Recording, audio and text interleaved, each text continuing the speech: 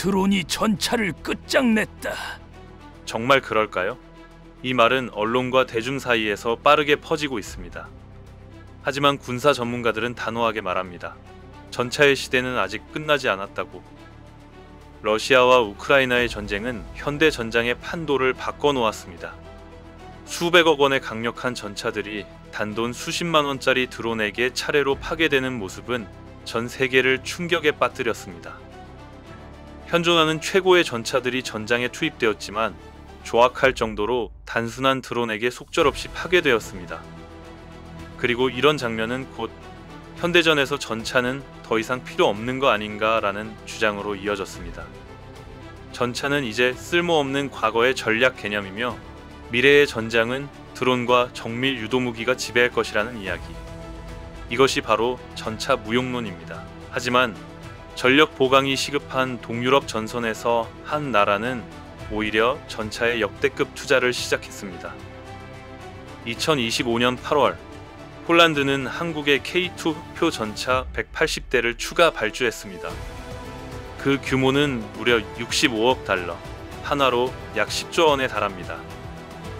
우리는 지금 효용성과 가치에 대한 우려 속에서도 K2 흑표 전차가 동유럽의 주요 전력으로 투입되는 그 진짜 이유에 대해 알아봐야 합니다. 첫째, 지리적 위치와 안보 위협입니다. 폴란드는 나토의 핵심 동맹국으로서 서방의 방위선을 유지하고 있으며 우크라이나와 국경을 맞대고 있는 최전선 국가입니다. 러시아의 침공 가능성을 항상 염두에 두어야 하고 나토 또한 그 중요성을 알기에 무기 도입을 위한 금융 지원을 아끼지 않고 있습니다. 둘째, 전력 공백의 현실입니다. 폴란드가 보유하던 기존 전차 상당수는 이미 우크라이나로 이전되었거나 노후화되어 현대전에서 사용하기 어려운 상태입니다. 이를 메우기 위해 새로운 전차 전력은 반드시 필요했습니다. 그리고 한 가지 더, 드론은 현대전에서 강력하고 효율적인 전략 무기임이 분명하지만 전장을 장악하는 전력은 아닙니다.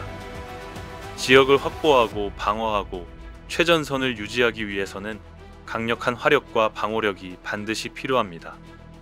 이러한 이유로 폴란드는 전차와 자주포를 가장 시급한 우선 전력으로 선택해 대규모 도입을 추진하고 있는 것입니다. 드론의 등장은 현대전의 새로운 패러다임을 만들었습니다. 하지만 확실하게 전장을 장악하기 위해서는 드론에 대한 체계적인 대응 시스템이 반드시 필요합니다. 러시아 우크라이나 교전에서 드론이 보여준 위협을 통해 각국은 최신 드론 방어 체계를 빠르게 도입하고 있습니다. 현대 전차가 드론의 위협에 맞서는 방식은 세 가지 단계로 설명할 수 있습니다. 첫째, 장갑의 진화. 최후의 보호막. 전차의 가장 기본적인 생존 수단은 장갑입니다. K2 흑표를 비롯한 최신 전차들은 기존의 복합 장갑을 한층 강화하고 ERA, 폭발 반응 장갑을 장착해 드론이 투하하는 소형 자폭 드론과 대전차 탄두의 관통력을 약화시킵니다. 이는 단순히 두께를 늘린 장갑이 아니라 충격을 흡수하고 상쇄하는 최후의 보호막으로서 현대전에서 필수적인 진화형 방어 시스템입니다. 둘째, 능동 방호 체계. 첫 번째 방패. ERA가 최후의 보호막이라면 APS는 전차의 첫 번째 방패입니다. 소프트킬, 레이저 탐지와 표적 감지를 통해 위협을 확인하고 연막, 살포나 회피 기동으로 적 공격을 무력화합니다. 하드킬, 근거리에서 직접 요격을 수행하며 APS와 RCWS가 이에 해당합니다. K2 흑표의 한국형 APS인 KAPS는 접근하는 로켓탄, 미사일, 그리고 드론을 실시간 탐지하고 자동으로 요격탄을 발사해 파괴합니다. 또한 수출형 K2PL에는 이스라엘 라파엘사의 APS가 장착되어 다층 방어 능력을 제공합니다. 이는 마치 전차에 장착된 미니 방공 시스템과 같아 드론과 대전차 무기를 전방에서 직접 차단합니다. 셋째, 전자전. 드론의 눈을 멀게 하다. 드론은 GPS와 통신을 기반으로 조종됩니다. 따라서 이를 교란하거나 차단하면 드론을 완전히 무력화할 수 있습니다.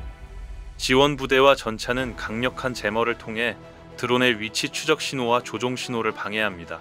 이와 동시에 전자전 장비와 연동하여 드론을 실시간으로 탐지하고 추적하며 통합 방호 시스템을 구축하고 있습니다. 전쟁은 언제나 창과 방패의 대결이었습니다. 드론이라는 새로운 창이 등장했지만 그에 맞서는 방패 역시 끊임없이 진화하고 있습니다. 드론이 전장을 지배하더라도 전쟁의 최종 목표는 지상의 점령입니다. 지역을 점령하고 유지하기 위해서는 강력한 화력과 방호력을 갖춘 전차가 필수입니다. K2 흑표 전차가 동유럽의 새로운 주력 전차로 선택된 이유는 단순히 강력하기 때문만은 아닙니다. 폴란드가 고려한 주요 경쟁 전차들과 비교했을 때 K2는 성능, 가격, 생산 능력, 그리고 협력적 이점에서 모두 앞서 있었기 때문입니다. 기동성의 압도적 우위, 주요 경쟁 전차들의 화력과 방호력은 거의 비슷한 수준입니다. 하지만 동유럽의 전장에서 가장 중요한 것은 기동성입니다. 독일의 레오파르트는 63톤, 미국의 에이브람스는 무려 73톤에 달합니다. 늪지대와 산림지대가 많은 동유럽의 지형에서 이처럼 무거운 전차는 도로와 교량, 기후 변화에 크게 제약을 받습니다. 주요 경쟁 전차들의 화력과 방호력은 거의 비슷한 수준입니다. 반면 K2 흑표 전차는 총무장 무게 50톤 수준으로 경쟁 모델 대비 압도적인 기동성을 확보했습니다. 이는 실제 야전 훈련과 실전 시험에서 이미 입증된 부분입니다. 가격 또한 K2의 강력한 장점입니다. K2 흑표 전차는 대당 약 100억 원 수준으로 경쟁 모델 대비 30%에서 최대 50%까지 비용 절감이 가능합니다.